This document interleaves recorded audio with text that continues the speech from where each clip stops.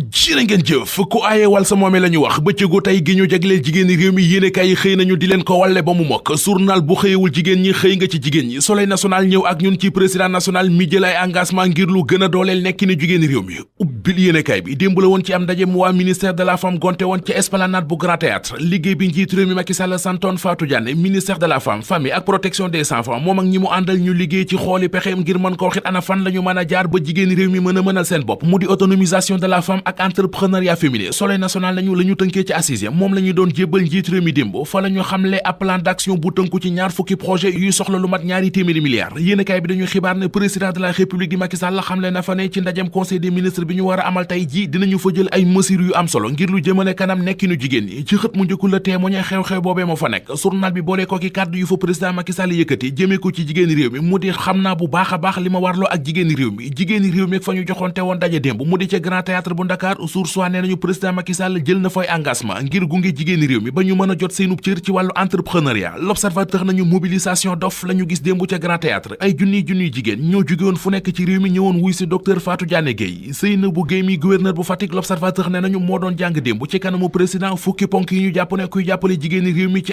entrepreneuriat ak ci autonomisation de la femme fa ngay jaar ñu jaare fa gën a xuus ci L'Observateur mi xëy ab gëstu bu yaatu bu mu def ci bëccëgu tey gi tuddee ko spécial 8 mars daje na ca gëstu ba ak soxna Aïda Ndiong waxtaan ak moom dem na seeti jigéen ñi liggéey ci train express régional bi gise na ak soxna Zahra Iyane Thiam mi jiite ASEPEX L'Observateur dem na seeti jigéen ñi dëkk ci dëkk bii di bopp coor ga ca Ndar waxtaan ak ñoom ci seenub coono mu di ñàkkum ndox ñàkkum courant ñàkk barab bu ñu mën a faju ak marché bu baax ca dëkk ba dëkk beneen mu di fii ci Ndakaaru jigéen ñi fi yeewoo tey yeewoo ci mbedd mi ndax ñàkk fu ñu fanaan lépp ngi ci L'Observateur ginnaaw L'Observateur yéenekaay yeneen yu xëy jagle seen xët yu njëkk bëccëgu tey gi ñu jagle jigéen ñi mooy L'As yéenekaay Bës Bi Le Jour Sud Quotidien Le Quotidien La Tribune Li Quotidien ak journal Vox Populi soxna yi ñuy roy ci réew mi di leen bàkk ak kañ ndax seen woyu rafet wu ñu am ci réew mi ci ñoom la journal La Tribune xëy Vox Populi moom xëy tànn ñeenti jigéen di ay mère de famille yu bokkul lu ñuy liggéey bokk ci ñoom soxna si di madame Adama Seck di kuy gérer ay toilettes publiques madame Lo Awa Koné directrice artistique Ndéla Amar di jigéen juy mbindaanu ak Ndioro Ndiaye di professeur EPS ñoom ñeenti mère de famille yépp ñi ngi wax ci Vox Populi métier ma ñu nekk la leen ca dugal ak la ñu cay daj Le Quotidien dañuy wax ne lu jëm ci xeex ak yelleefu jigéen ñi ñoo nga ca waaye des na ay jéego yu bare bu doonub yéegle yéenekaay bi gis na ne la ca des dafa kawe lool ci kaw loolu nañu xus dugg ci politique bi Boubacar Camara ak i kàddoom ñoo nekk ci xët mu njëkk journal L'Info moom Boubacar Camara mi ngi xam ne ci yéenekaay bi ne droit nit ñi ak liberté nit ñi ni ñu yàqoo ci nguurug Macky Sall musuta am ci Sénégal ak li ñu fi nemmeeku ci politique bi mi ngi ci enquête yéenekaay